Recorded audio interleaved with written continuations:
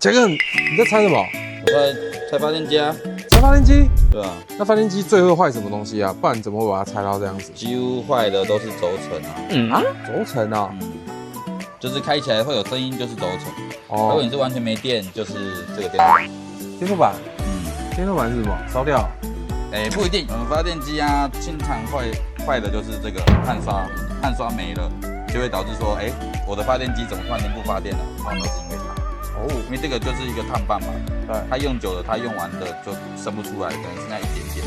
那我已經接觸不良的情況下，那它所供给的電壓就會不夠，就會導致說，我的電壓為什麼電瓶燈會突然間亮起來？就是因為它最有可能壞的是它，所以要保護好它。那如果是聲音的話，通常都是這個軸承裡面油乾澀了，導致潤滑不足而有異音。還想知道更多的汽車小知識嗎？關注我們，了解更多的汽車小知識。